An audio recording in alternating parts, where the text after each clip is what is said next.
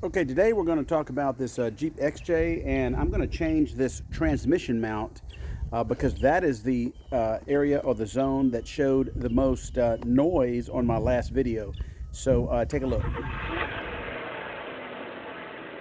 Okay, really all you need to do this job is a set of sockets and some ratchets. And actually, the actual part here, I got this off of Amazon. It was about $40 with tax and shipping. So I was going to get it from my local auto parts store, but it was like $100, and this is like a third of the cost. So I didn't see any value. This had a lot of good reviews. It seems to be the OEM equivalent, which is what I wanted. Here we are here. This unit, I'll leave a link in the description where you can get this. This unit is made in India, and it is of metal construction with the rubber insulator there. And hopefully all of the bolts and stuff are the same. You got to remember on these, I've changed a couple of these before. These are an offset mount, and what I mean by that, these two indentions are right in the middle here. But if you notice, the this indention is on this side of the bolt, and this one is on this side of the bolt. So this rubber is offset a little bit, and let's see. So we just need to keep that in mind when we go to put this thing back.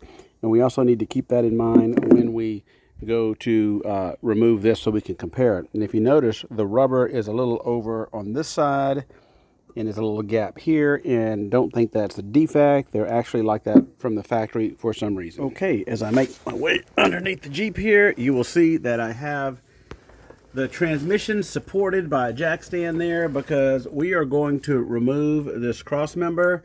And when we do, this cross member is bolted right in front of the transfer case, and that transfer case and all that weight will start to come down, and we don't want all that strain on the linkages nor on the drive shaft or anything. So be sure to support that before you start taking these bolts out. So here is the unit right here, and it has 4 bolts that go through here. So I'm going to take this off first. These bolts that are in here, let's see what size they are. Okay, these there's nuts in here. They are 13 millimeter. I just took one out there, so we'll go ahead and get the rest of them out.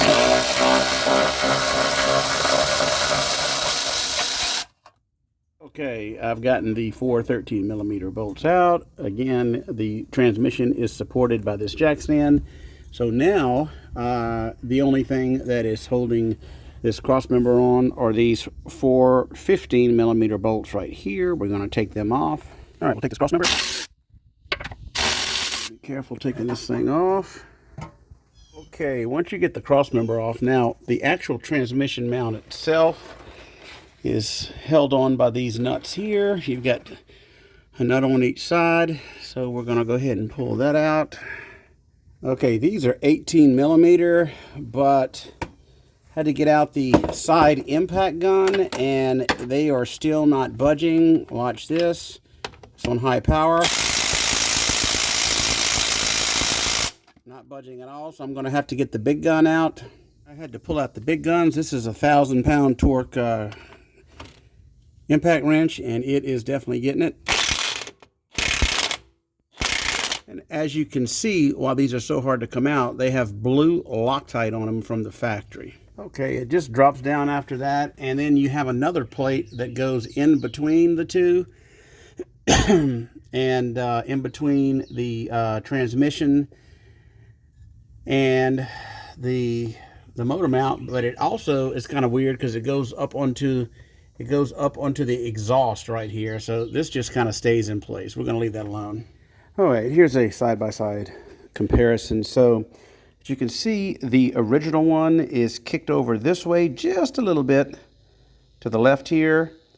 And this one is a little bit to the left. So I remember doing this a long time ago, and this was a pain because they're slightly offset. And if you don't get that right, a lot of people online will say, oh, they got to drill the holes out to make them fit. No, you don't have to drill out any holes if you pay attention to this. What I did was I made an X on which one went toward the front of the vehicle. So now that I have this one aligned the way I want, because again, a little bit over to the left on this one, a little bit over to the left on this one. So I'm going to make an X on this one. This is the one that we want to go to the front of the vehicle, just like it was on this one. Closer look at those bolts. These were a booger to get out. So I'm going to go ahead and clean these up, and I guess I'll put some more Loctite on them like the factory had. And I cleaned up all the bolts and nuts, as you can see, to make sure everything fit. We're good to go. Time to go put it on the vehicle. And now's a good time to clean this cross member. Put some little degreaser on that. That tends to get a lot of oil and grease and transmission fluid. The assembly is reversed. I went ahead and put those 18mm bolts back in. I put a little Loctite on them, thread locker. I even painted the bottom of this little flap thing here. So, oh, you know what? That actually goes first. I messed up on that. Okay, so I had to remove the mount again. And anyway, we fold this back up, and then we're going to put the mount through here. Now, in case you can't remember which way this thing goes, there's a little indention right up in there. That little hole, that little bubble right there. There's a hole in the mount. And you want to make sure that that little bubble goes through the hole in this mount. Otherwise, you are going to have it on wrong. So pay attention to that little dimple right there. Okay, now that we've got the mount installed, we are going to put the cross member back on. As you can see, I have really cleaned the threads up on here.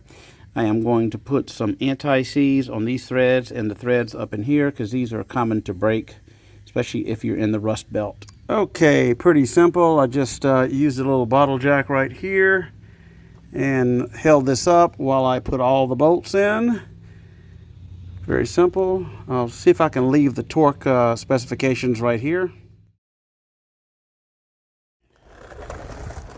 Okay, that's it all buttoned up. Hoping this solved my noise issue. It needed changing anyway. It was very dry rotted and falling apart, so we'll see. I'll let you know in another video how that turns out. And you can see this rubber is actually separating, so this thing did need changing.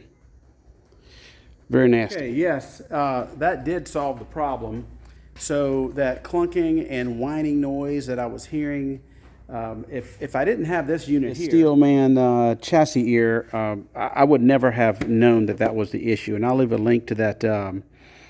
I'll leave a link to that video right up here, and I'll leave a link to this product and this motor mount in my Amazon affiliate link in the description below. So I hope this helps you find the weird noises in your Jeep XJ. So anyhow, if you have any questions or comments, leave them down below. Y'all have a great day.